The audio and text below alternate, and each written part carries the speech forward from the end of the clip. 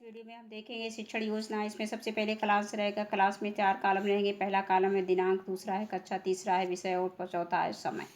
कक्षा 3 विषय हमारा परिवेश और समय 35 से 40 मिनट।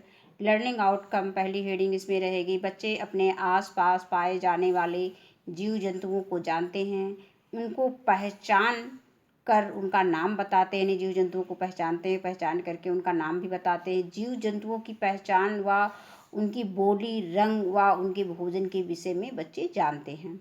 आगे अगली हेडिंग है प्रकरण परिवेशी जीव जंतु। ये पाठ का नाम है, जो पाठ हमें पढ़ाना है क्लास में।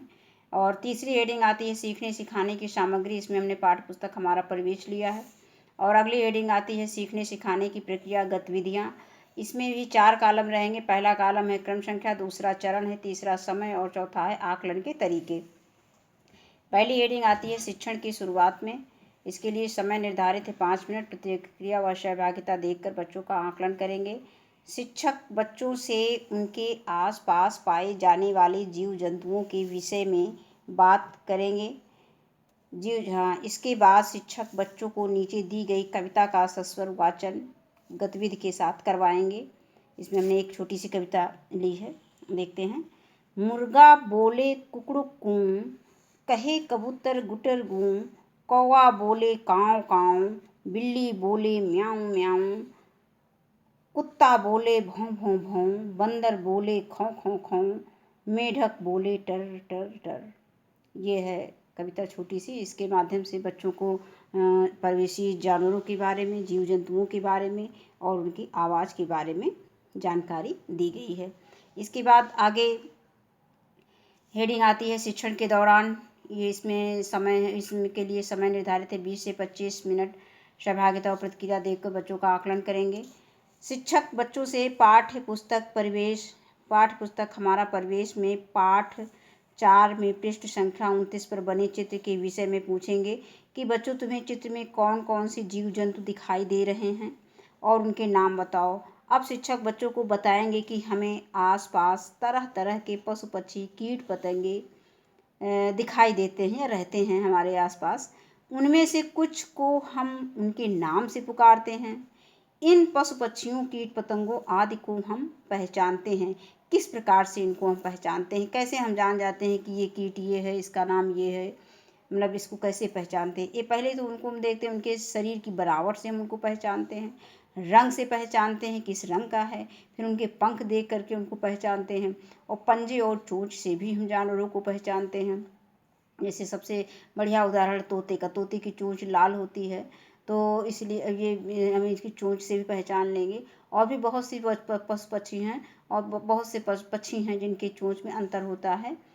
एक उटपेकर है जो कठफोड़वा है, उसकी भी चोंच अलग होती है। जो मैना होती है उसकी भी चोंच अलग होती है। तो इस तरह से हम पंजे व चोंच से पक्षियों को पहचानते हैं।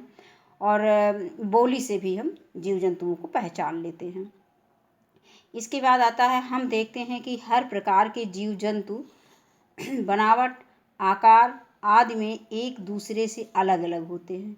कुछ जमीन पर चलते हैं, कुछ रेंगते हैं, कुछ फुदक फुदक कर चलते हैं, कुछ कूदते हैं। सभी जीव जंतुओं की बोलियां भी अलग अलग होती हैं। इन्हीं विभिन्नताओं के आधार पर हम इन्हें पहचानते हैं, इन जीव जंतुओं को हम पहचानते हैं। इसके बाद आहार की बात आती है, क्या खाते हैं। कुछ जानवरों को तो हम देख के ही बता देते हैं ये क्या खाते हैं, तो इनका आहार कैसा है। तो जो चीज़ खाते हैं जो जीव जंतु, उनका उसी नाम से जानेंगे।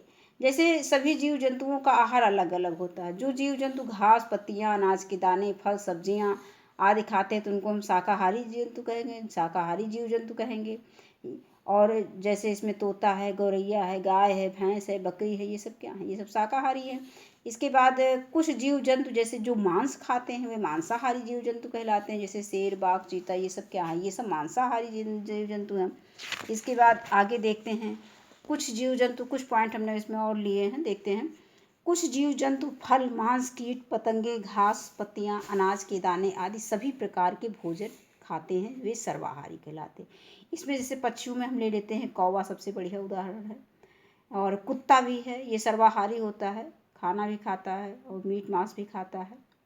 इसी तरह से आप भालू ले सकते हैं, भालू भी सर्वाहारी होता है।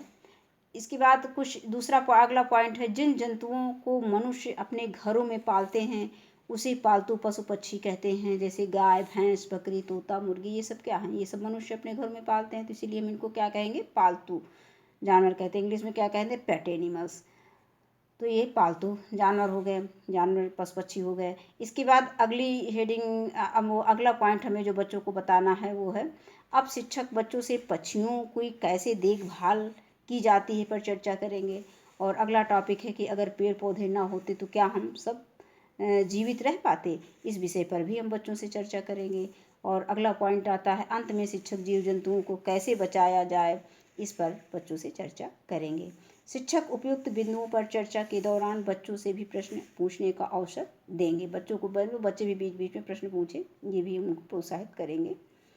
और अगली हेडिंग आती है, शिक्षण के अंत में शिक्षक बच्चों से पाठ से संबंधित कुछ प्रश्न पूछेंगे। चोंच वाले जंतुओं के नाम बताओ, पानी में रहने वाले जंतुओं के नाम बताओ, एक से अधिक रंग वाले पक्षियों के नाम बताओ। इसके बाद हमने एक गतिविधि भी इसमें शामिल कर ली है। गतिविधि क्या है देखते हैं।